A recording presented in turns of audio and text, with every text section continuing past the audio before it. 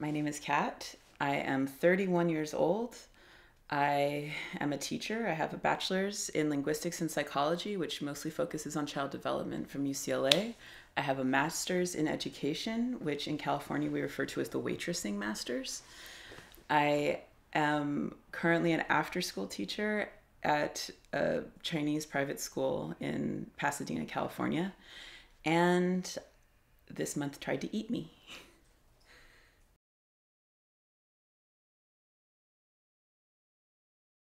So in October or September, I think, I woke up with this attack. And it just felt like every muscle in my torso was seizing up. Like every muscle. Like I could feel the little like intercostal muscles between your ribs just all curled up. Like it was the worst Charlie horse I've ever had all over my body. And it took me 8 hours of being in severe pain, but not feeling like I could survive a trip to urgent care or anything, to figure out if I took a sip of potassium solution, it relaxed me and I went to sleep and everything was copacetic. The night of Halloween this past year, so technically November 1st, I woke up same time around midnight or sometime between 1 and 3 in the morning.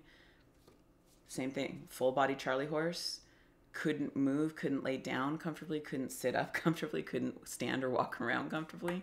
Everything sucked. Um, I called someone to take me to urgent care, and they gave me 2 shots of muscle relaxant. And they said, if this happens again, you have to go to the ER. And I was like, okay, well, hopefully 2 shots of muscle relaxant and I'll be fine. 2 weeks later, maybe even a week later, same thing happened. I mean, now the attacks are getting closer together too. So I was more than freaked out. So I got in the car, drove myself out 40 miles to the county hospital because I know they have a payment plan I can use.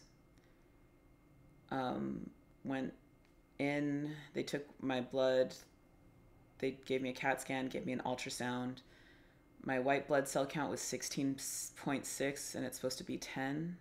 So they admitted me.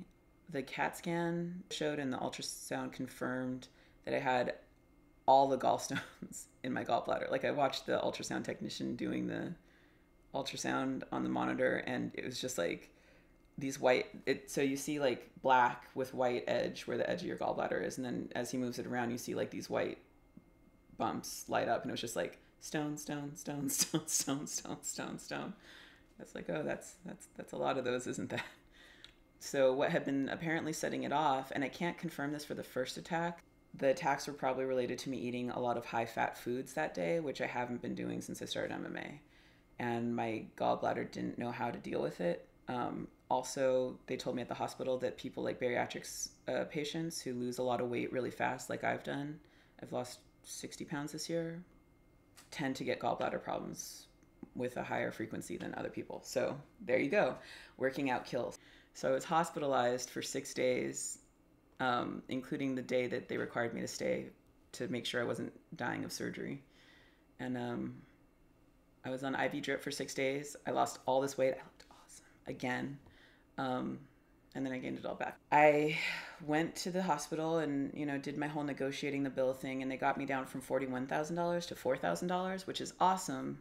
But I'm also carrying student debt for my graduate student loans, and then the best part is the day I negotiated down my bill to 4,000 and change, went to a friend's house to relax. We were watching TV. We weren't drinking. I started driving home around midnight, and it was lightly misting. The my car started. I was exiting the freeway. My car started to list to the right, and there was a downwards embankment, and I didn't want my car to fall down the hill, so I pulled it over back towards the left. I don't remember exactly what happened, but my car spun out into the upwards embankment, rolled up the embankment, and fell back down with me on its roof with me inside.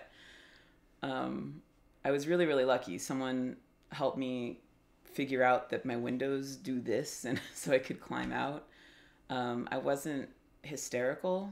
I couldn't get a hold of anyone until I got a hold of the friend whose house I had just left. And she came and she brought me a jacket, and she was awesome. And the people who stopped and helped me were completely awesome. And if they ever see this, thank you guys.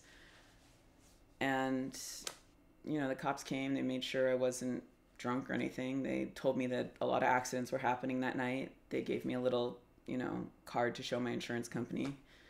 I only had liability because the car I was driving was more than 20 years old. Um, but it wasn't some, I mean, I guess it's not so much the rolling the car that destroys the car as when the tow truck flips it back over, it lands so hard in the chassis, it pops stuff. So my car was pretty much totaled. So I had that, I had to have that junked. And then, so then I had to get a new car. And so I've gotten a new car. So now I'm carrying my graduate student debt, my hospital bills, and this stupid car because November tried to eat me.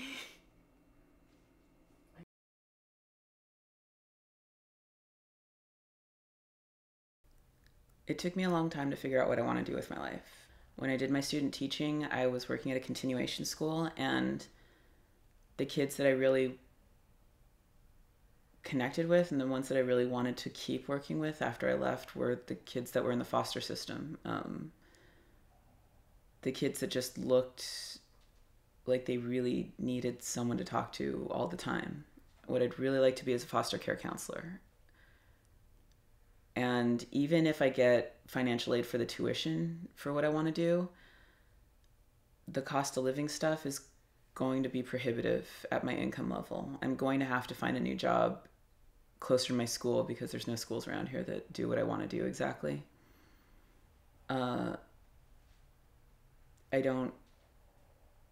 It would be helpful if I could get some of the debt from over my head so I could start to move forward and get my next master's and start making the difference that I wanted to make when I became a teacher and feel like I haven't really had an opportunity to make yet.